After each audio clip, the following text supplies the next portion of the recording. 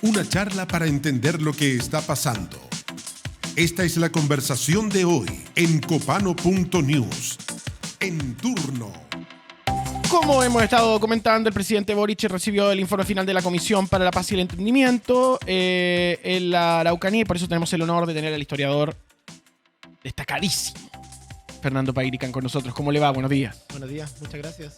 ¿Qué onda, Fernando? ¿Qué te parece lo que ha pasado con respecto a esto? Y ¿cuál es la línea de lo que se ha llevado en relación a esta tensión que indudablemente ha tenido un montón de consecuencias a raíz de la histórica la histórica vía que ha tomado el Estado chileno con el pueblo mapuche?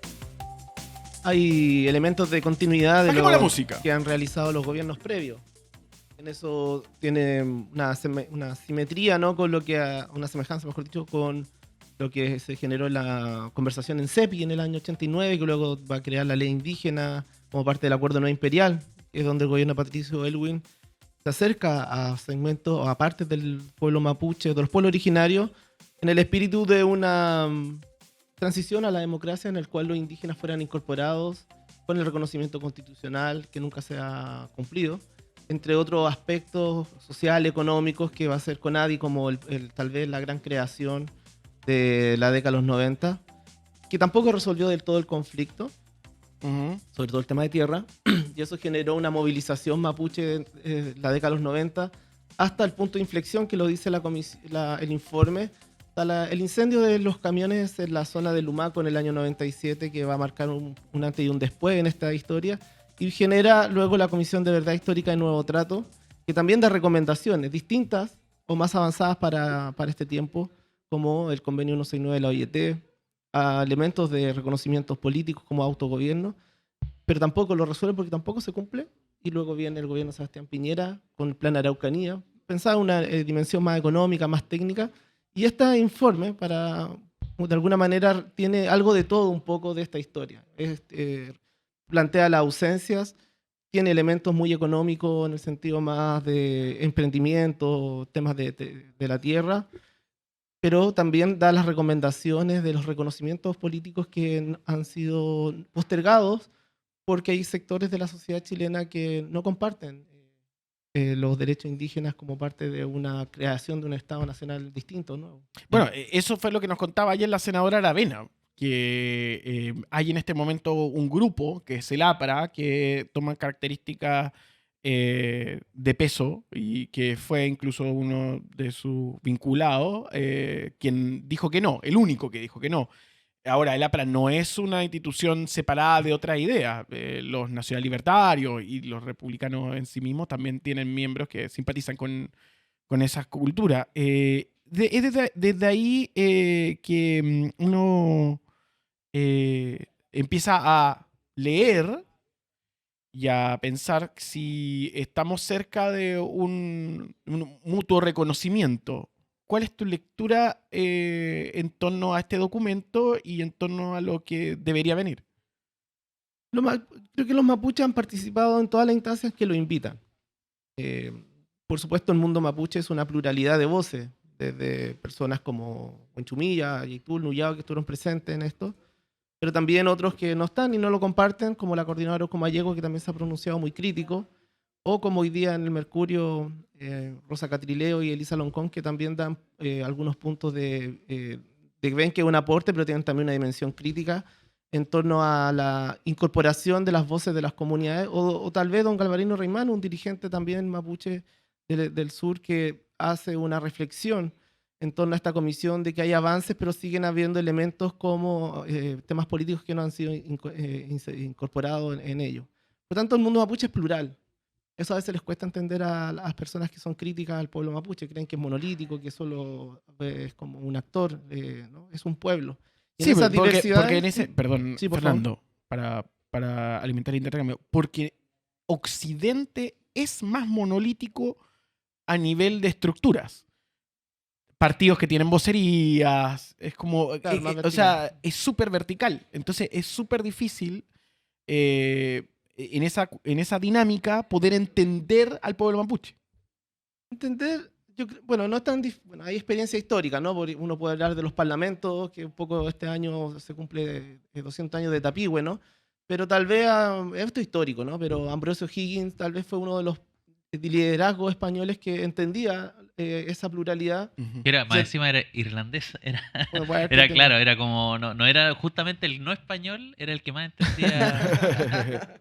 Sí, puede ser. Bueno, pero digamos que los irlandeses también tienen su propia Hay una decisión. cosa, Es una sí. dinámica decisiva. Puede ser. Y también, bueno, él viajaba al territorio mapuche y mantenía ahí un tiempo de los parlamentos. Entonces, hay mecanismos, hay que crear esos mecanismos y eso a veces es lo que nos cuesta. Los tiempos a veces mapuches son más lentos que las decisiones tan unidireccionales de Occidente, si lo quieres mirar de esa manera. Pero esta comisión creo que tiene algunos elementos que permiten poder avanzar en esta nueva etapa, ¿no? Fernando, a diferencia de procesos anteriores, la comisión incluye a mapuche y no mapuche, ¿cierto? Como víctimas del conflicto, proponiendo un marco de indemnizaciones y garantías para todos los afectados. Y como sabemos hasta ahora, esta perspectiva lo que busca es generar tal vez o superar la polarización histórica y facilitar los consensos para la reparación. Acá va mi pregunta, ¿qué resistencias y obstáculos genera esta propuesta?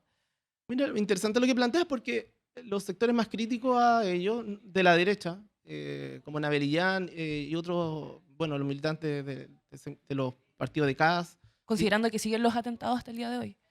Pero mira, lo que yo quería plantear es que esta comisión, en un gobierno de izquierda, se plantea reconocer a ellos como víctimas.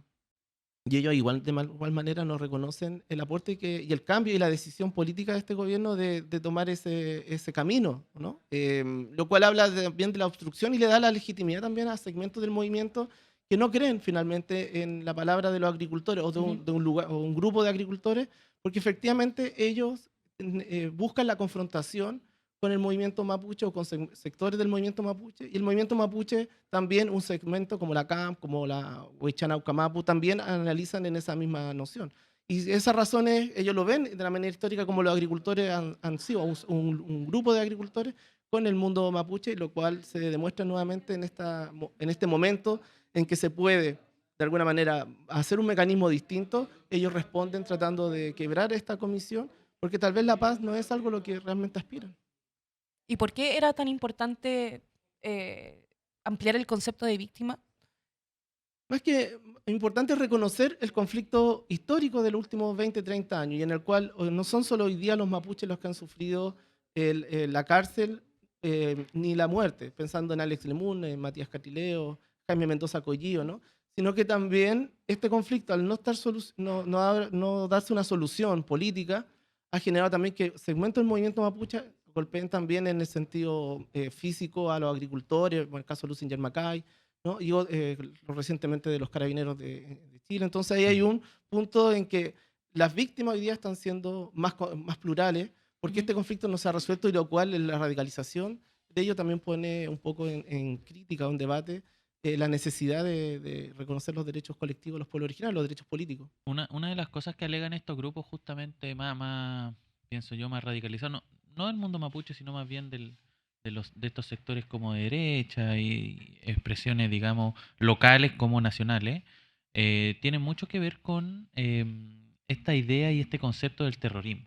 Y a mí me parece que, al menos en ese plano, había un giro en el espectro, en el sentido de que hoy día, por ejemplo, desde el gobierno, incluso autoridades, desde el presidente para abajo, digamos, no le han tenido miedo a ese concepto y sin embargo también existe un tema de que se confunden los planos porque no se sabe bien, al menos en términos, podríamos decir, de investigaciones de los casos más recientes, quiénes son los responsables de esto, y si efectivamente, o si es al menos prudente en dilgárselos de algún modo al movimiento mapuche.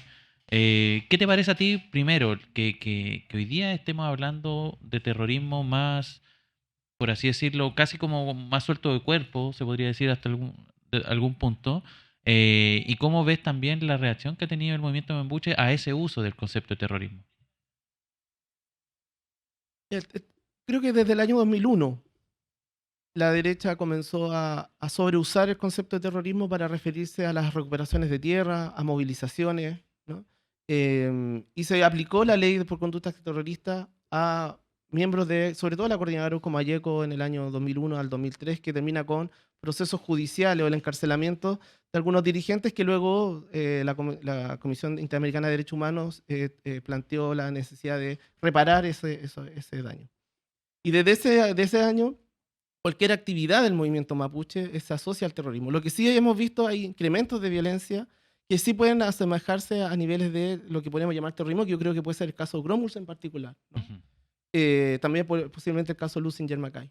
Pero a la vez, a la inversa, el Estado de Chile también ha ocupado estrategias de terrorismo sobre las comunidades. Cuando uno va, yo fui en algún tiempo a entrevistar a miembros mapuches de la zona de Ercilla, ellos recuerdan cómo los helicópteros de Carabineros de Chile pasan a ras de las casas, personas que son detenidas de forma irregular, detenidas cuando salen de sus casas, en los caminos.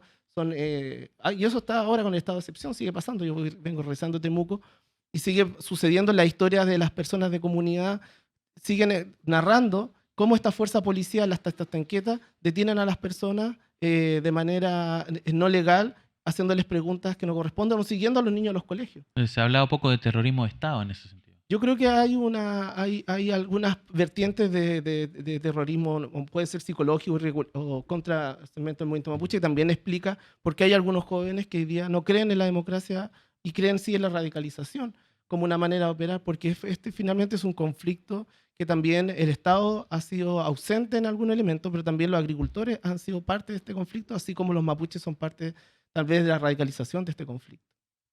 Y ahí uno piensa en el futuro. Y una proyección de lo hecho a propósito de lo que ha hecho esta administración y lo que estabas contando de administraciones anteriores. ¿Cuál es tu perspectiva de lo que va a pasar potencialmente de mantenerse el escenario de esta manera? Siempre cuesta proyectarse a tal vez la carga disciplinar que uno tiene, que es la historia. Que permite de alguna manera mirar hacia atrás y poder ver escenario. Exacto. En ese ámbito yo creo que hay una continuidad de otras construcciones hechas por el Estado chileno a lo largo de esta historia de estos 200 años. Y hay elementos que se recogen y se proyectan. Yo creo que el segundo elemento que uno puede observar en esta comisión es que por primera vez habla directamente del tema de la tierra y la deuda que hay en torno a la reparación de la pérdida territorial que el pueblo mapuche sufrió luego de la ocupación de la Araucanía. Se le entregan elementos técnicos para poder generar esa reparación. Caminos posibles y viables para poder llegar a un acuerdo, a un pacto, en la cual los empresarios forestales lo comparten, algunos como segmentos de los agricultores también, otros no. Segmentos del pueblo mapuche no lo apoyan, pero sí permite, creo, una ruta, una hoja de ruta que algunos elementos de la derecha lo han denominado octubristas, como por justamente dar caminos posibles, soluciones, en el cual en ese camino significa que también ellos tienen que ceder. Y ceder significa que tienen que decidir ceder espacios territoriales que de alguna manera las lograron tener de manera irregular durante la historia del siglo XX. Hay ahí un elemento, porque por ejemplo también vimos a Héctor Yaitul, que publicó hace algunos días, me parece que fue el mismo día que se lanzó, al menos que se anunció que se aprobaba este informe antes de conocer el documento propiamente tal, y que lo tildó de farsa institucional.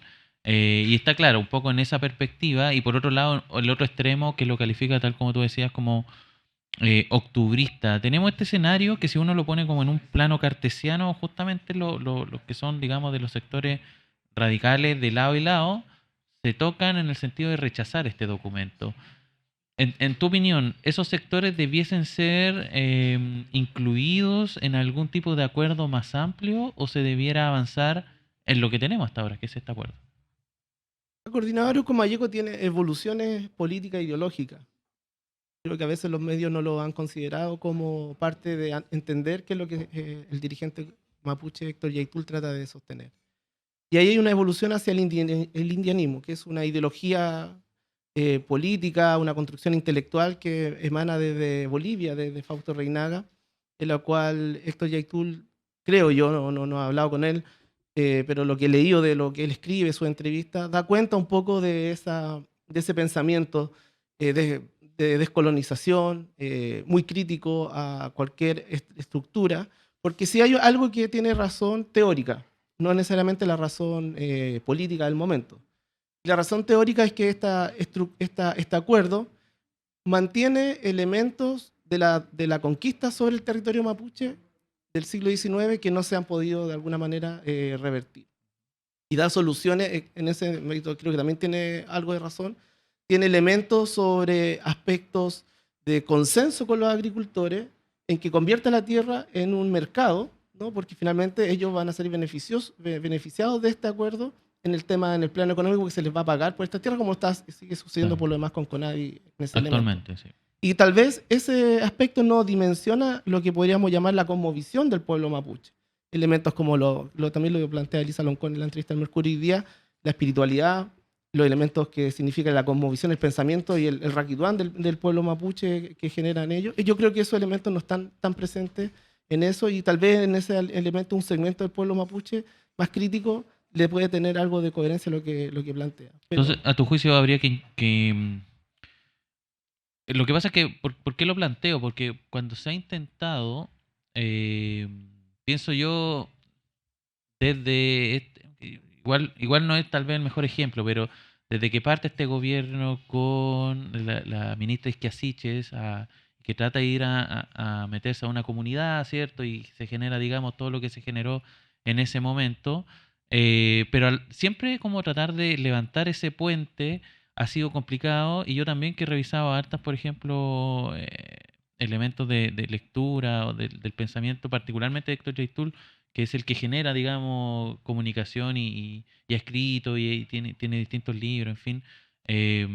Cuando uno empieza como a profundizar en ese pensamiento, también existe una oposición a incluso sentarse a la mesa, cuando hay que como conversar respecto a esto. Entonces, por eso te pregunto con la necesidad o tal vez no de incluir o no a estos sectores, y no lo pienso solamente también solo en el caso de Yaitul, sino que también a estos sectores pienso yo que tal vez tienen otros intereses, ahí están pensando en otra cosa, se vienen elecciones, entonces tal vez quieren jugar un poco por ahí. Pienso en lo que es el Partido Nacional Republicano de Kaiser, ¿cierto? Y el Partido Republicano de Kast, que tienen una posición contraria justamente a este acuerdo. Entonces, ¿crees que hay que insistir en la necesidad de levantar esos puentes, de generar una comunicación de algún tipo para incluirlo en un acuerdo más amplio? el diálogo tiene que ser el camino, ¿no? Y tratar de llegar a un punto de acuerdo con estas organizaciones y estos dirigentes. A él se le invitó a conversar, a Héctor Yaitul. Ujú. Entonces, por eso sale la ministra, me acuerdo de Justicia, por esas intervenciones telefónicas, ¿no? Donde Exacto. intenta generar una aproximación con la coordinadora Comayeco, y ellos se niegan a esa aproximación. Entonces, tampoco no es del todo cierto cuando plantea Héctor Yaitul que no lo han invitado, porque sí se hicieron los mecanismos para poder incorporarlo y que de alguna manera no respondieron. Entonces la política también tiene que ser un elemento compartido en eso. Y ahí yo creo que el movimiento mapuche también debe hacer una evaluación hacia su interior de cómo se toman decisiones y cómo se logra generar, no una sola voz, pero sí mecanismos para poder consensuar algunos elementos frente a un Estado que en algún momento abre las posibilidades de negociar y otras veces las cierra, y cuando las cierra de alguna manera responde con la represión o la coerción y la prisión política como una herramienta.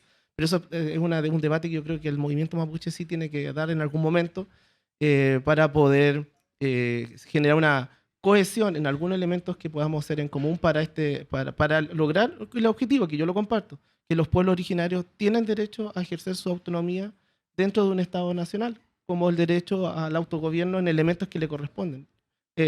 Como ustedes saben, democracias liberales tienen autonomía. Claro. Canadá, Estados Unidos tiene algunos elementos por el origen, Nueva también. Zelanda, que se mira como ejemplo, pero acá se niega ese derecho humano, según lado, ¿no? Es un derecho humano inalienable de todos los pueblos originarios, y por tanto, mientras no se trabaje en torno a las reformas para ello, el movimiento mapuche, un segmento del movimiento, va a tener siempre la legitimidad de aspirar al derecho a la autonomía, que son los derechos que toda persona nace con ese derecho de alguna manera siendo indígena. Fernando, y por otra parte, hemos visto cómo otras comisiones se han frustrado por eventos trágicos que han sucedido lamentablemente.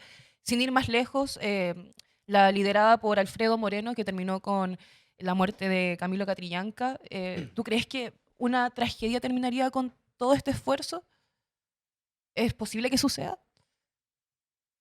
Siempre es posible en los últimos 20 años que hemos analizado la historia del pueblo mapuche o del movimiento mapuche en relación con el Estado y los agricultores, cómo se han incrementado los niveles de violencia, ¿no? Esto es un camino posible y técnico para llegar a descender, creo yo, y poder enfilar algunos elementos de las demandas de los pueblos originarios, en el cual ellos logran tener también aspectos. Esto está pensado principalmente para el pueblo mapuche. Pero durante la Convención 1, ¿no? La política, los escaños reservados, permitió que los pueblos originarios entraran en una negociación con otros segmentos políticos. Se generó un consenso sobre algunas demandas que me parece que son parte de las normativas internacionales que se plantean por una buena convivencia y democracia, pero hay sectores de la sociedad que no lo ven de alguna manera positivo. Plantean privilegios, plantean un montón de conceptos peyorativos que son formas sutiles de racismo finalmente ante las demandas de los pueblos originarios que solicitan la incorporación y poder transformar en el sentido democrático elementos que a ellos que a nosotros no nos permiten de alguna manera poder tomar decisiones sobre nuestro futuro. Ahí hay una mirada final que tiene que ver con el conflicto y tú lo expresas muy bien, Fernando. Estamos con Fernando Paregan, historiador, académico. Para nosotros es un honor tenerlo. Y ¿a qué le gustaría, entendiendo que el pueblo mapuche no es una visión uniforme, pero a una buena parte de los mapuches que se reconociera y que se construyera en torno a la idea de poder hacer un futuro en conjunto? ¿Qué es lo que uno podría sacar en limpio? En la pluralidad que es el mundo mapuche, creo que hay cosas que son importantes. Uno es la incorporación del mapuche que no vive en el campo, que vive en las ciudades, que vive en Valparaíso, que vive acá en Santiago, que tiene una población importante de mapuches, también hoy día cada vez más Temuco. ¿Cómo uno puede llevar adelante su vida con su cultura, con sus tradiciones y costumbres y su forma de pensar también de ser mapuche en lugares que no sean solamente el campo? A la vez, lo segundo es que sin el campo, sin la tierra, de alguna manera más que el campo, la tierra, los mapuches no pueden mantener sus tradiciones culturales, porque de eso depende la creación de una identidad. Si nosotros los mapuches urbanos que estamos acá tenemos algún principio de identidad mapuche, porque tenemos todavía territorios donde podemos ir a practicar un guillatún, o donde están nuestras machis, o donde están los loncos, donde uno puede tener esa relación social y política que te genera la identidad. Y lo tercero es tener el derecho a decidir en elementos que te corresponden, porque todavía por nosotros deciden personas no indígenas. En el Parlamento la posibilidad de entrar al mundo mapuche es complejo, por eso yo creo que una política de escaños reservados podría incorporar ello, pero que ha sido criticada justamente por la primera convención, por los resultados de la primera convención.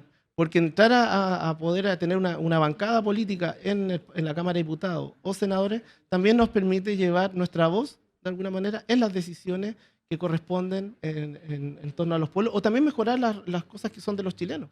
Los pueblos originarios también pueden mejorar la vida de los chilenos mirándola desde la perspectiva de los pueblos originarios.